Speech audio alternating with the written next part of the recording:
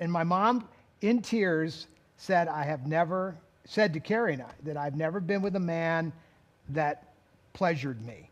And Carrie and I were like,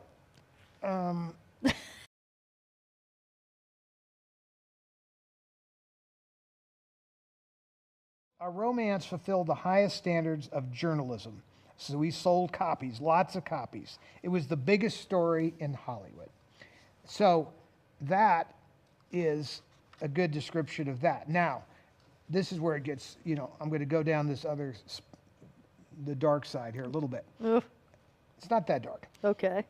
But it's, I'm going to keep showing you pictures while I'm going down the dark side. We did make a cute couple. It was very nice and simple. I loved being with her, and she loved being with me. The media loved us being together, and we loved the media's attention.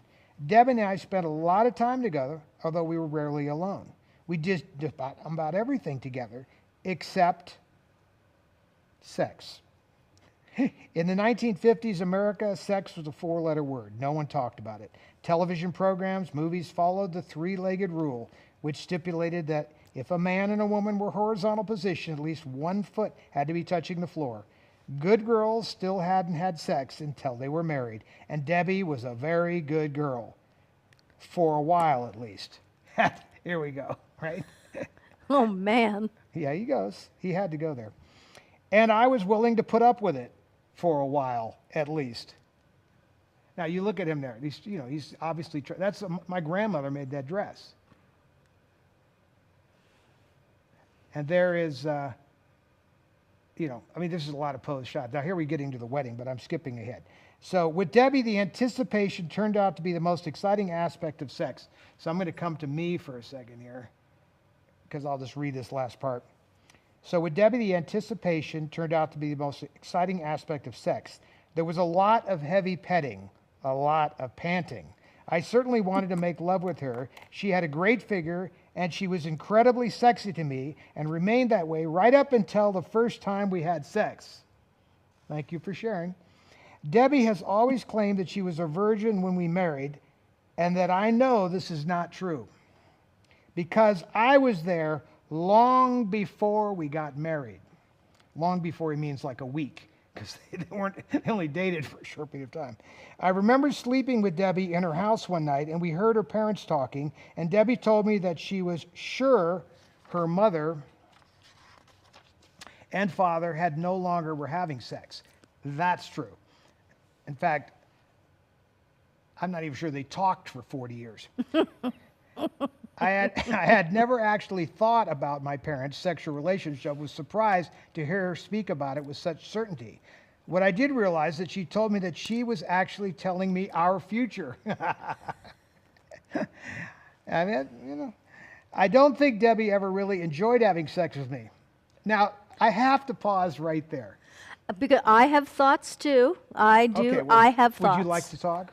Yes. Go. What a charmer, Eddie Fisher. Charmer. Man. He is such class, real class. You can't, that's right. I'm going to guess that he was terrible in the rack. Okay, so I'm glad you bring this up, because I was about to. Oh, okay.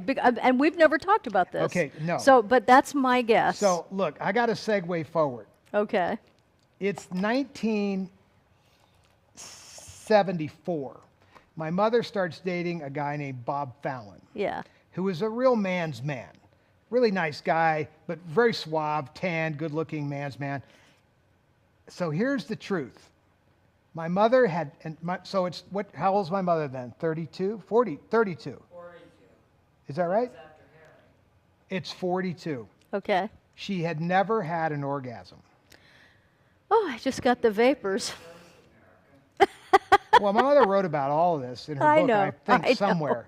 I'm not well, maybe I'm breaking some news. But look, Bob Fallon was a classy guy, and he took the time to make sure that she was fulfilled. And my mom, in tears, said to Carrie and I, that I've never been with a man that pleasured me.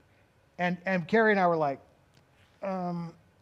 It's 42. That's sad. How old again? Yeah. Yeah. It is sad. It's so very I'm just sad. going to say when Eddie says, I do remember that sex was terrible, I've been wondering whose fault that might be. Well, I mean- Mr. Experience. Yeah. No, well, your dad was a narcissist, right? Oh, for sure. And Absolutely. they can, now narcissists can be really good in bed. That's how they hook people.